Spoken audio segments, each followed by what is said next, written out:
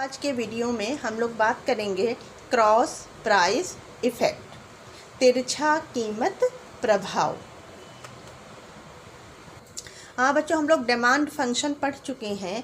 D x is a function of P x, P R, y, T E and so many factors.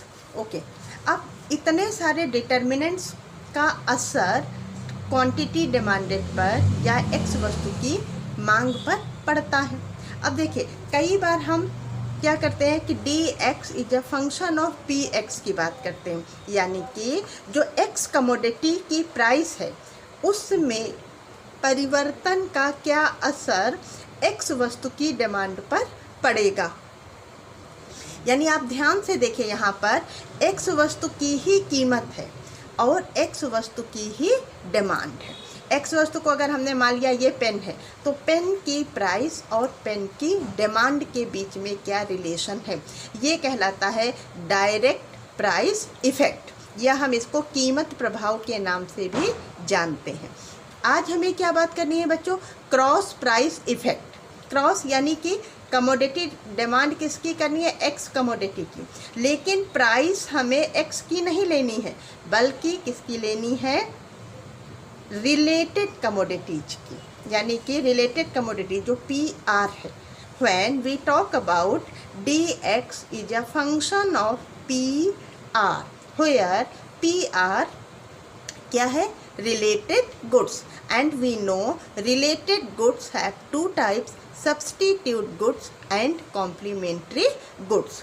तो जब हम किसी भी commodity की डिमांड पर उसकी रिलेटेड कमोडिटी यानी substitute goods and complementary goods की प्राइस में चेंज का क्या असर पड़ेगा गिवन कमोडिटी एक्स की डिमांड पर, इसकी स्टडी करते हैं, तो वो कहलाता है क्रॉस प्राइस इफेक्ट। देखिए, जब प्राइस एक्स की है और डिमांड भी एक्स की है, जब हम इन दोनों की स्टडी करेंगे तो डायरेक्ट रिलेशन हुआ, तो ये डायरेक्ट प्राइस इफेक्ट है। अब कमोडिटी एक्स है लेकिन प्राइस एक्स की नहीं है, बल्कि प्राइस वाई कमोडिटी की होगी। वाई कमोडिटी हमारी सब्स्टिट्यूट हो सकती है या कॉम्प्लीमेंट्री हो सकती है, इसलिए इसको नाम दिया जाता है क्रॉस प्राइस इफेक्ट। हाँ बच्चों, अभी हम सबसे पहले बात करेंगे सब्स्टिट्यूट गुड की प्राइस में चेंज होने का गिवन कमोडिटी की डिमांड पर क्या असर पड़ेगा, यानी कि we will talk about demand for a commodity in relation to price of the substitute goods. और प्राइस में हम चेंज करेंगे। चेंज का मतलब होता है increase and decrease in prices. Substitute goods की बात कर रहे हैं बेटा। सब्स्टिट्यूट गुड्स ऐसी गुड्स होती हैं जिनकी डिमांड एक वस्तु के स्थान पर दूसरी वस्तु के रूप में की जा सकती है, जैसे टी या कॉफ़ी। अब आप इस डायग्राम को देखिए ध्यान से। एक्स एक्सिस पर क्वांटिटी दिखाई गई है, टी की डिमांड दिखाई गई है, और वाई एक्सिस पर टी की प्राइस दिखाई गई है। ओके बच्चों, ये डिमांड कर्व D1, ये टी का डिमांड कर्व है। कंज्यूमर K1 पॉइंट पर बना हुआ है, और when price of tea is OP1 then consumer demanding quantity of tea is OT1। OP1 price पर OT1 क्वांटिटी की डिमांड मार्केट में की जा रही है। ये एक इनिशियल स्थिति बनी हुई है पॉइंट K1 पर। अब हम क्या ज्यूम करते हैं कि मार्केट में इस टी का सब्स्टिट्यूट अवेलेबल है, वो कॉफ़ी है। कॉफ़ी की प्राइस बढ़ जाती है, increase in price of substitute good, यानी कि कॉफ़ी की प्राइस बढ़ी। अब देखिए, जब कॉफ़ी की प्राइस बढ़ेगी तो कॉफ़ी की डिमांड पर क्या असर पड़ेगा? According to law of demand, when price increases, quantity demanded decreases। तो क्या होगा? कॉफ़ी की डिमांड मार्केट में घटेगी, और जब कॉफ़ी की डिमांड घटेगी तो कॉफ़ी का सब्स्टिट्यूट जो है मार्केट में क्या है? टी। टी की डिमांड बढ़ जाएगी, भले ही टी की प्राइस में किसी प्रकार का कोई चेंज ना आए, प्राइस OP1 ही रहेगी, लेकिन due to change in other factors price is constant OP1 but due to change in other factors, और ये अदर फैक्टर यहाँ पर क्या है, प्राइस ऑफ सब्सटीट्यूट गुड, और उसमें भी क्या चेंज आया है, increase in price of substitute good होने की वजह से गिवन कमोडिटी टी की डिमांड इंक्रीज होगी। अभी ये D1 से शो हो रही थी, डिमांड इंक्रीज होने के बाद इसे हम D2 से शो करेंगे, हमें नया डिमांड कर्व मिल जाएगा जो कि D2 के रूप में शो किया गया है। यानी कि मार्केट में टी की डिमांड बढ़ जाएगी जबकि टी का सब्सटीट्यूट कॉफ़ी की प्राइस बढ़ गई हो। चलिए बच्चों, अब हम सेकेंड सिचुएशन देखते हैं, क्या है कि decrease in price of substitute goods. आपको चित्र दिख रहा है, इनिशियल स्टेज D1, ये इनिशियल डिमांड कर्व है, OP1 प्राइस है, OT1 अमाउंट में क्वांटिटी की डिमांड की जा रही है, सब्सटीट्यूट गुड्स है, टी और कॉफ़ी है, टी का डिमांड कर्व यहाँ पर गिवन है, D1 टी का डिमांड कर्व है। अब हमने अज्यूम किया कि मार्केट में क्या हुआ है, टी का सब्सटीट्यूट कॉफ़ी की प्राइस घटी है। जब कॉफ़ी की प्राइस घटेगी तो लोग कॉफ़ी की डिमांड इंक्रीज कर देंगे, और जब कॉफ़ी की डिमांड इंक्रीज हो जाएगी तो अपने आप से गिवन कमोडिटी टी की डिमांड कम हो जाएगी। पहले लोग उतने जितने पैसे में कॉफ़ी परचेज कर रहे थे, पहले जितने पैसे में टी परचेज कर रहे थे, अब उतने ही मनी में उन्हें कॉफ़ी मिल जा रही है, इसलिए लोग कॉफ़ी की डिमांड बढ़ा देंगे और गिवन कमोडिटी टी की डिमांड घटा देंगे। यानी कि नया डिमांड कर्व हमारा D1 ना रहकर ये लेफ्टवर्ड शिफ्ट होगा और नया डिमांड कर्व हमें D2 के रूप में मिलेगा। कंज्यूमर K1 से शिफ्ट होकर K2 पर आ जाएंगे। तो इस प्रकार से आपने देखा कि सब्सटीट्यूट गुड्स की प्राइस में चेंज का गिवन कमोडिटी की डिमांड के साथ कैसा रिलेशन है।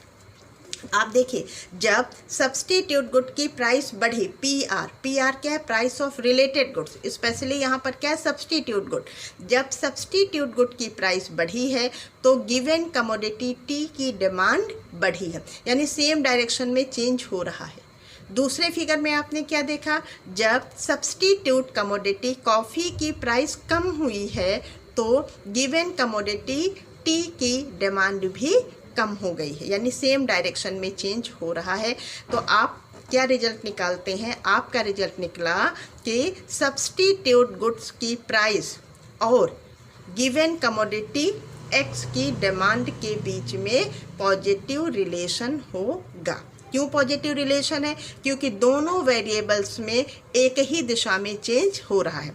जब PR बढ़ रहा है तो टी की डिमांड भी बढ़ रही है, और जब PR यानी प्राइस ऑफ कॉफ़ी घट रही है तो टी की डिमांड भी घट रही है। तो इस प्रकार से आप कह सकते हैं कि सब्सटीट्यूट गुड्स गिवन कमोडिटी और सब्सटीट्यूट कमोडिटी की प्राइस के बीच में पॉजिटिव रिलेशन पाया जाता है। हाँ बच्चों, अब हम लोग कॉम्प्लीमेंट्री गुड्स की बात करेंगे, पूरक वस्तु में, जैसे कार और पेट्रोल। ठीक, एक बार पूरक वस्तु कॉम्प्लीमेंट्री गुड की प्राइस में इंक्रीज करेंगे और दूसरी बार पूरक वस्तु की प्राइस में डिक्रीज करेंगे और देखेंगे कि उसका क्या असर गिवन कमोडिटी की डिमांड पर पड़ेगा। यहाँ पर हमने कार का डिमांड कर्व बनाया है।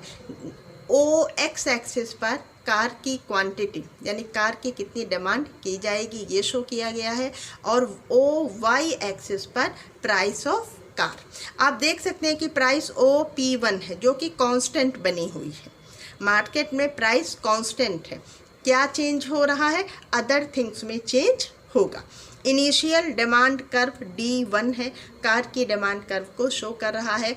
K1 पॉइंट आपको बता रहा है कि मार्केट में OP1 प्राइस जब कार की थी उस समय कार की डिमांड OT1 अमाउंट में की जा रही थी।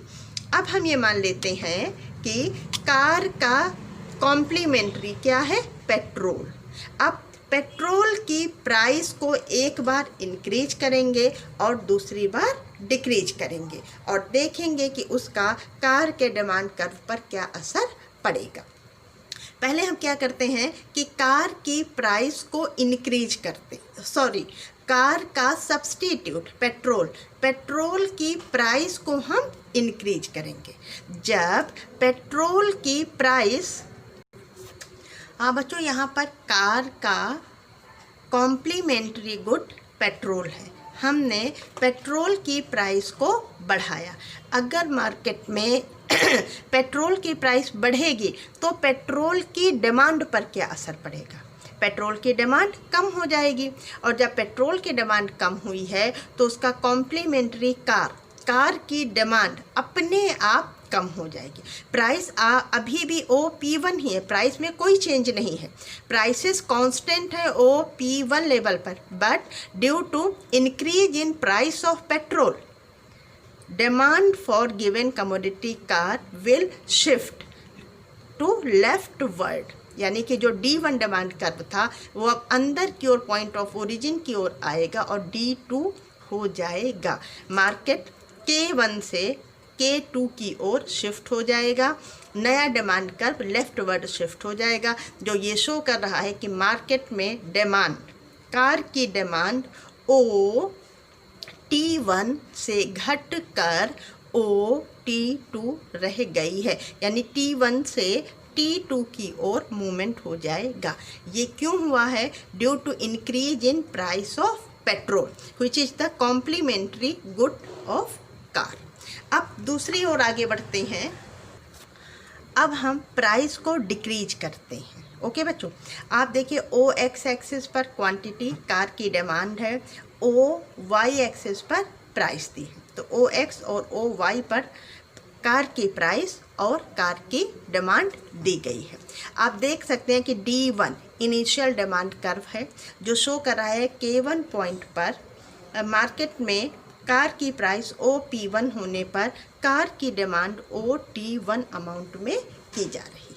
नाउ हम अज्यूम करते हैं कि PR decreases, PR means price of related commodity, और यहाँ रिलेटेड कमोडिटी हमारी क्या है? कॉम्प्लीमेंट्री गुड, पूरक वस्तु, कार की पूरक वस्तु, कार की कॉम्प्लीमेंट्री गुड जो कि पेट्रोल है, उसकी प्राइसेस डिक्रीज होती हैं।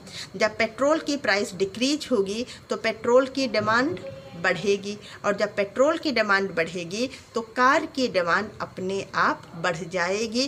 क्यों? क्योंकि ये दोनों एक दूसरे की कॉम्प्लीमेंट्री होती हैं, यानी कि हमारा नया डिमांड कर्व D1 शिफ्ट होकर D2 हो जाएगा। K1 पॉइंट से K2 पॉइंट की ओर कंज्यूमर्स मार्केट शिफ्ट हो जाएगा।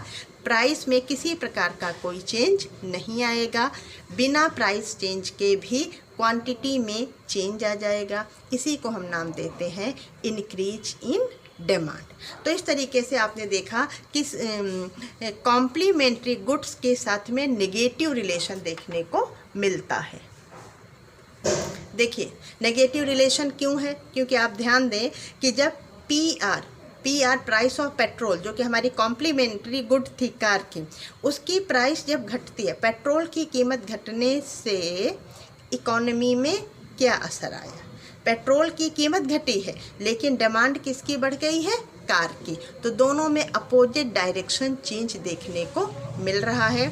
तो इस प्रकार से आप कह सकते हैं कि सब्स्टिट्यूट गुड्स के साथ पॉजिटिव रिलेशन होगा, जबकि कॉम्प्लीमेंट्री गुड्स के साथ नेगेटिव रिलेशन देखने को मिलेगा। यही कहलाता है बच्चों क्रॉस प्राइस इफेक्ट। ओके बेटा, थैंक यू।